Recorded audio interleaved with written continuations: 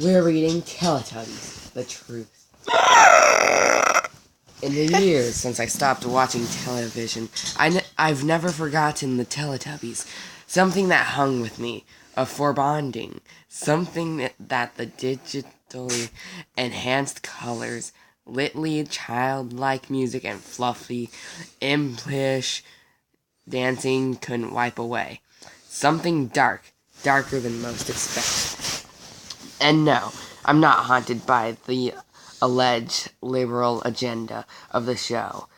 I don't care that a bunch of right-wing folk feel threatened by some puffy dancing TV people. No, it was something else that I couldn't put my finger on. What was it that resonated so deep in the core of me about Tinky Winky, Dipsy, Lala, and Poe? I woke up one night in a sweat. A revelation came to me, and it shook me to my marrow. It's so much more complex than any child can grasp. So thick it is the subtext that could be misinterpreted or missed completely by the adults that are watching. Maybe those that fear the agenda only had it partially right. It's not the liberal agenda. It is simply a warning. Teletubbies in a dark Orwellian nightmare about a genetically engineered slave class creatures being systematically trained to become part of our society. I have no idea what's going on. In order for you to see what I mean, you need to TiVo or tape an episode. Just check the listings of your local PBS station. Just watch one and you'll see exactly what I am talking about. Then perhaps the words that follow and the evidence I provide will resonate within you as they do in me. While no backstory has ever been provided on the show about where the Tubbies are or even where they come from, one thing is clear. They are not in control of their own destiny. 3 things control their lives, or their day-to-day lives. First, there is the voice. A teeny female voice that tells them when to eat, when to sleep, and when to say goodbye. The robotic maternal voice blasts from a speaker implanted in the ground. Where was it? Implanted in the... Dang it! Let's see. I found it. On the Implanted ground. in the ground, hinting that something larger lies underneath and is constantly vigilant. The second is Nunu, a harmless-looking anthropomorphic vacuum cleaner robot who wanders after them, cleaning up their messes that they made and passively scolding them for bad decisions. Nunu is the watchdog, the controlling tool of the powers that have placed the Teletubbies here. The third is the triumvirate, is the iconic, menacing pinwheel. The pinwheel is a true power in Tubbyland, a mystical godhead that the simple-minded Tubbies worship. When the pinwheel spins, the Tubbies stop whatever they are doing to run to the top of the hill. Here they perform a ritual. Why a ritual? I don't know. The story doesn't even explain it. Trying to curry favor. They gestate and roll around like puppies having their bellies rubbed, trying to win the ultimate prize. And only one is their favorite. Only one can be chosen. Sorry. When that one is chosen, they are blessed by having the genetically implanted bioelectric television screen in their abdomen activated.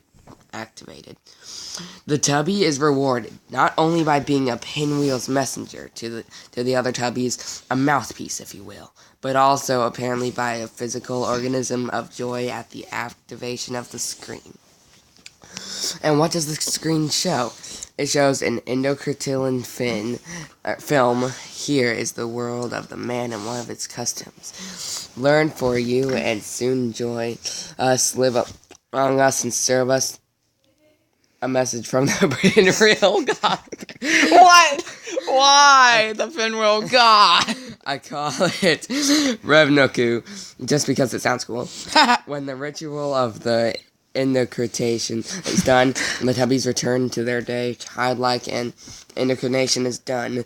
Childlike and innocent. I can't take the story seriously. This story is so bad.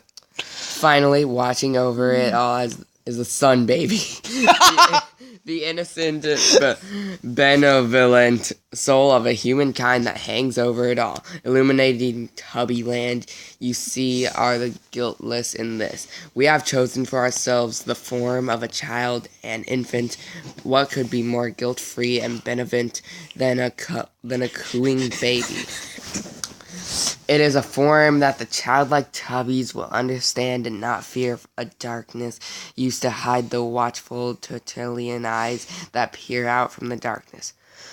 The powers that control Tubbyland have made it beautiful, green and colorful, temperature controlled. I have not determined yet if it is an island or another planet. I lean towards the planet because their underground bunkers, what they live in, seems to resemble some sort of buried spacecraft. Wherever they are cut off from the outside influence. Anyone who has ever watched The Prisoner can make a connection quickly, like Eloy from The Time Machine. They are kept simple, stupid, sated, and enslaved in a place of vibrant beauty.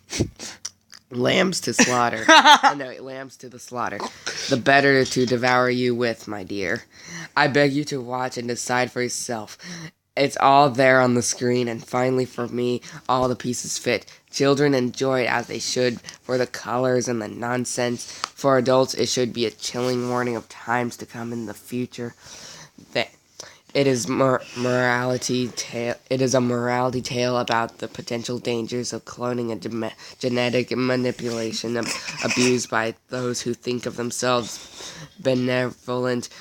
The Tubbies are alerting us to a future where genetically crafted androgynous worker beings will serve us. Slaves who will stumble and babble their way through our world, pleasing us, for we are Revnoku. We have the soulless and moral God of their worlds. We demand their obedience. We demand that they perform and dance and work for us. Teletubbies is simply a warning about the encroached darkness, the decay of the human spirit as it ages. Fat, bloated, but the world in future. Teletubbies is about to end the world. Oh my gosh, I'm gonna have nightmares about this. The end. This movie sucked. It did. I don't like the story, to be honest, but I don't care. yeah. Oh well. Is that It's not that. story true?